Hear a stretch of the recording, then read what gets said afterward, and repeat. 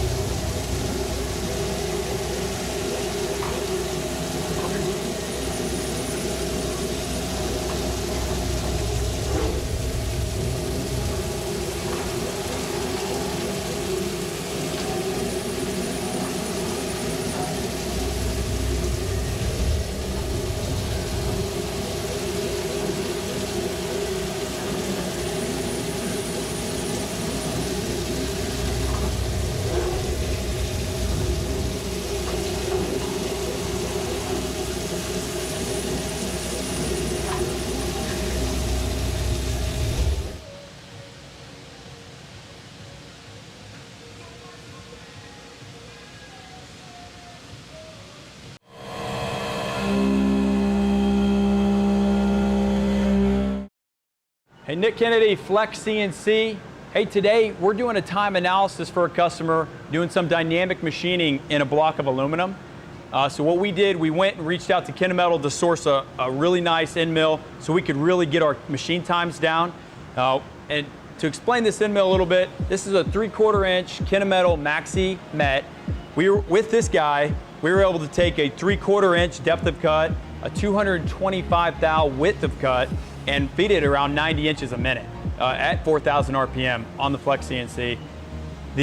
What we're going to show you is how using this tool versus your traditional 3/4 inch end mill, we're able to take our time from 10 minutes and 30 seconds down to 1 minute and 50 seconds. So using the Delta controller on the FlexCNC and high-speed tools, we're able to take a part like this and whittle it down in about 1 minute and 50 seconds. It's an awesome time analysis. The FlexCNC gives us a ton of machine bed to work with, and we'll be able to show you all those details and how setting up parts like this, we can set them up in stations and literally every minute, 50 seconds, make a part like this, nonstop. using smart programming, great tools. Give us a call, 800-837-2503. Let us do a time analysis for you and show you what we're able to do with that FlexCNC and how we can help you make more money on your next job.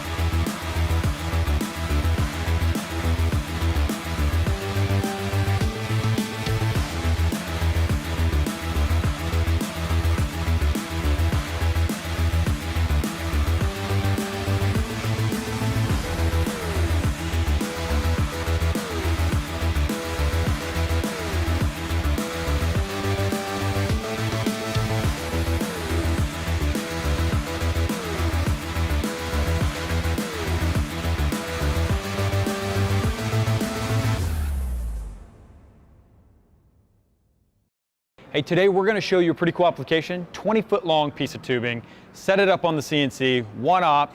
We're going to go through the top side of the part with the drill in this case, wrap it through, and then drill through the bottom. No flipping of the part, just setting up on the machine once, hitting cycle start, super fast. Again, nothing's going to be faster to process a job like this. You can see how long these things are, how heavy they are, how difficult they are going to be to set up on any other machine. What we're going to be running is inch and 13/16 drill. About a little over 12 inches long because we have to go through both sides of the tube. Again, so we can do this all in one op.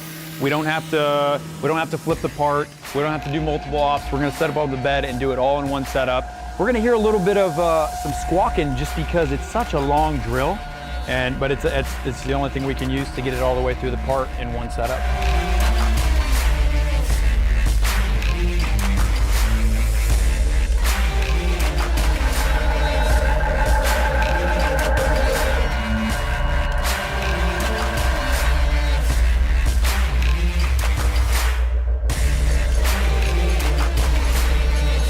So that's it, running the 20-foot long tube, got 9 holes. It takes us about 9 minutes and 25 seconds. So I mean, that's super fast for such a big part, such a big hole, especially to go all the way through. Again, no better machine to run that on other than the FlexCNC, G-Series, big gantry. Give us a call, 800-837-2503, and let us do a time analysis for you and show you how you can save a ton of machine time using the FlexCNC big bed gantry. We got the 2 different Allied drills here today that we'll be testing out. One is the Gen 3, the other one is the Vortex. They're both the same diameter, with different speeds and feeds, going through the same material, going to the same depth.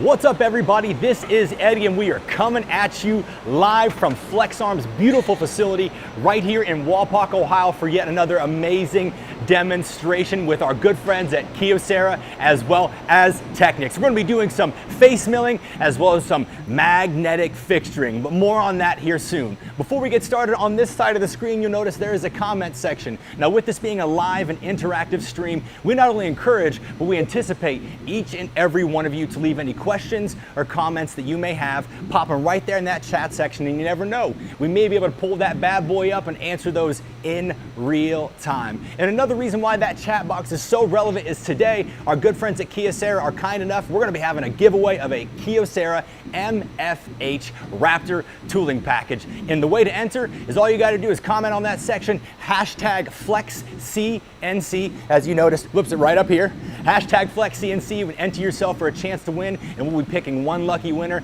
at the end of the stream. So also, before we get started, you'll notice on this section of the screen is a subscribe button. Make sure you hit that subscribe button, you hit that bell to turn on the notifications so we can keep you in the loop with all the amazing content we'll be releasing.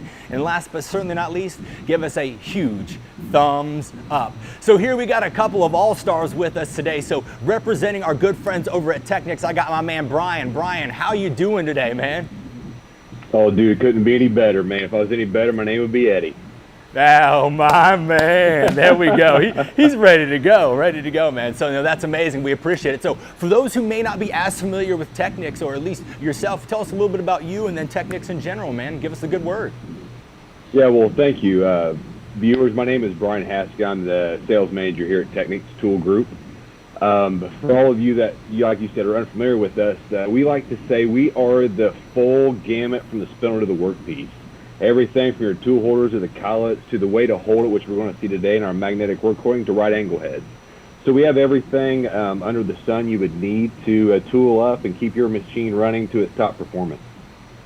There you go. No, I love it, man. And I've got some pretty interesting feedback on the magnetic fixturing. Got some people that are worried, man. So you ready to make some believers today? I sure am. Let's see if we can't stall that spindle.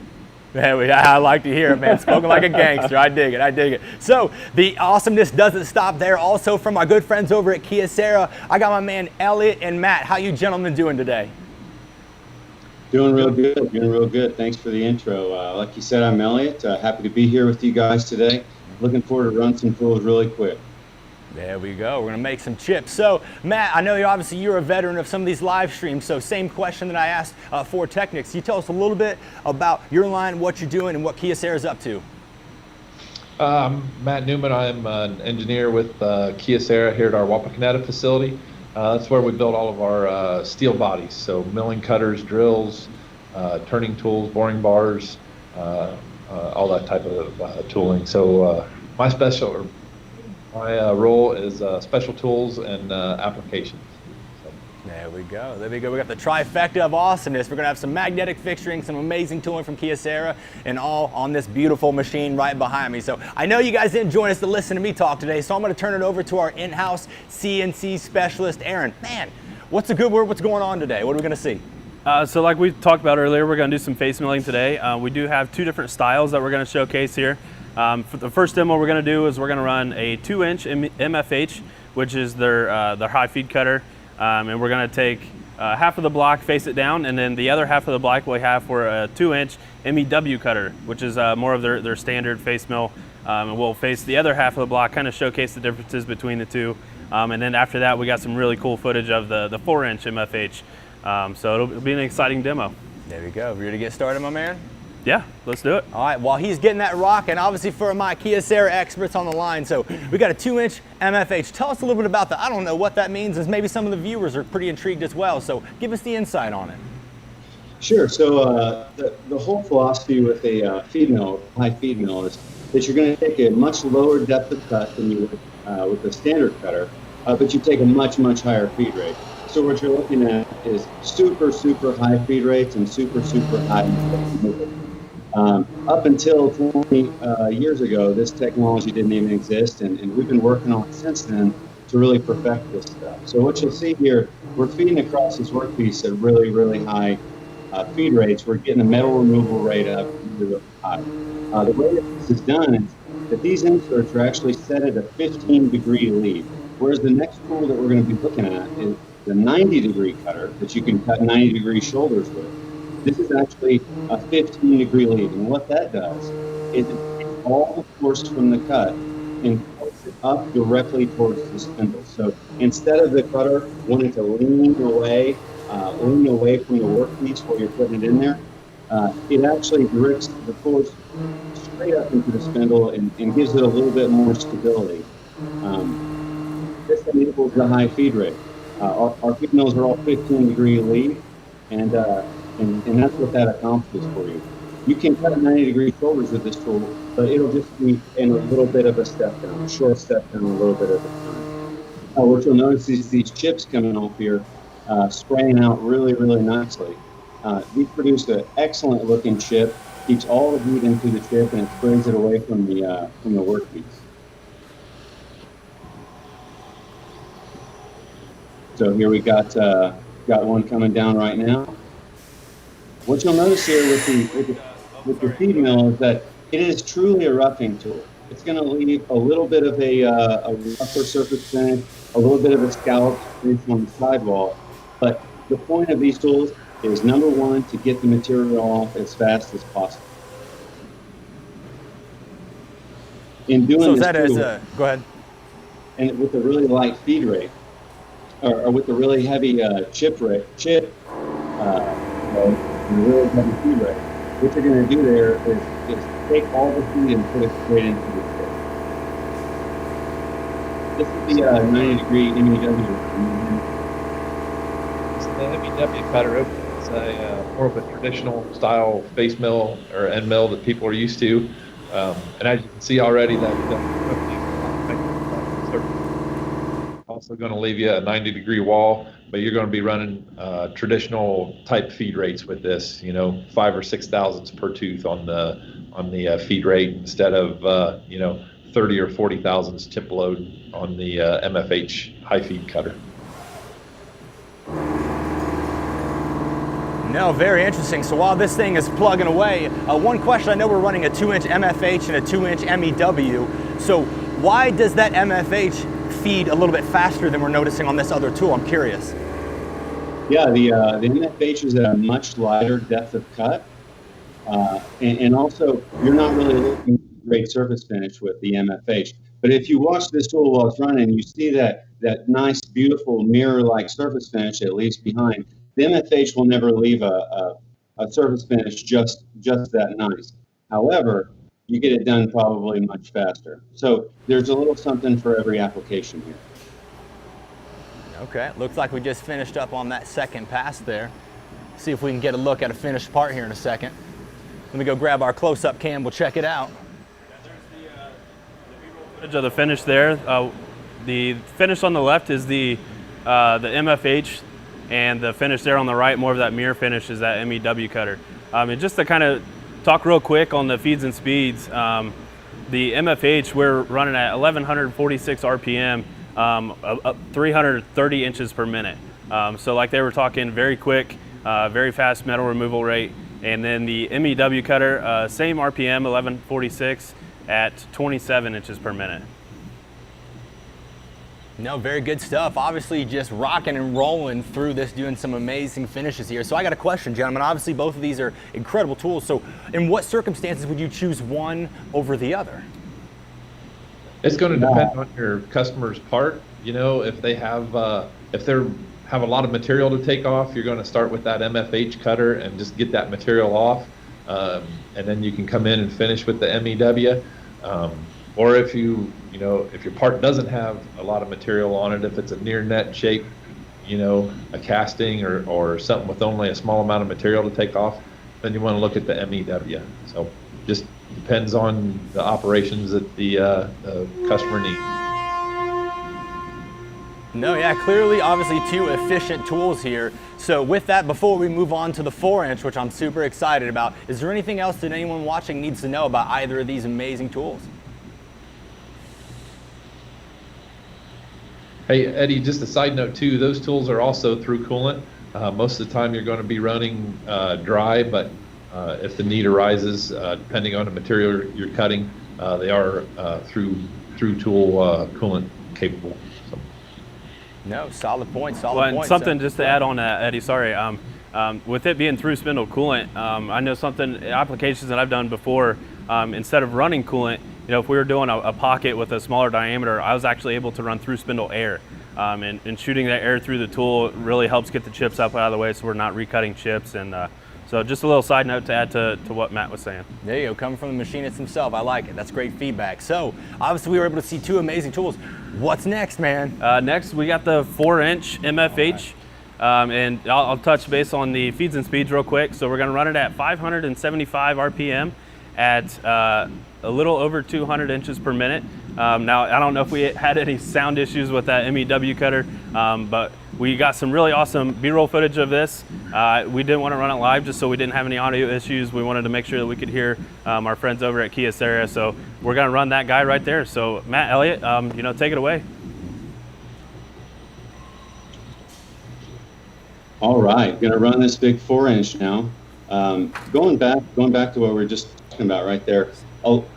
Speaking about the coolant, for instance, when you're running, especially steel material, with a high feed mill, you're almost always going to get much better tool life running dry rather than wet.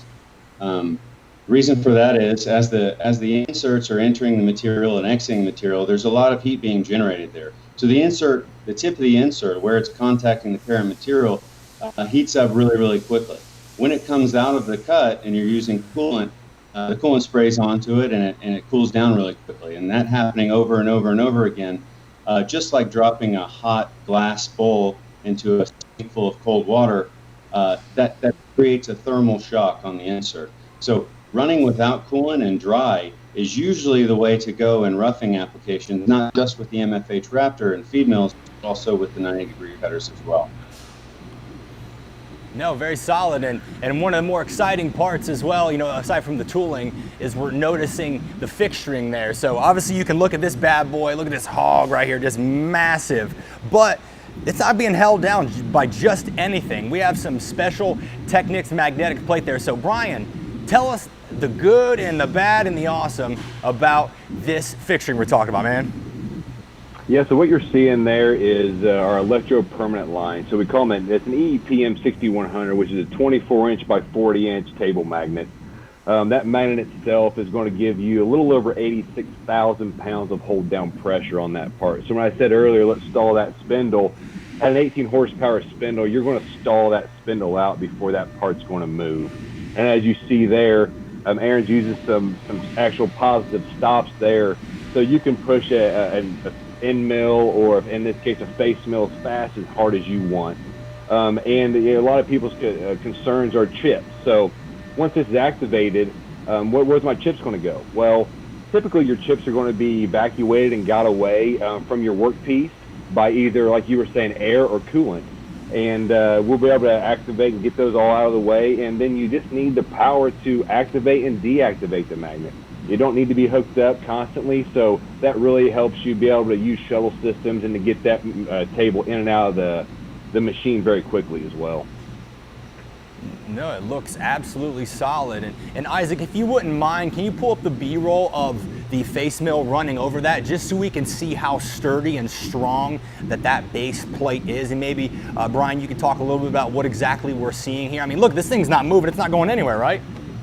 Oh, yeah. So what's going to help, too, is since we're completely supported underneath that with all those induction blocks you see, it's really going to help us with vibrations, and also with any, you can create as much tool force as you need with that, and we're not going to get it to move.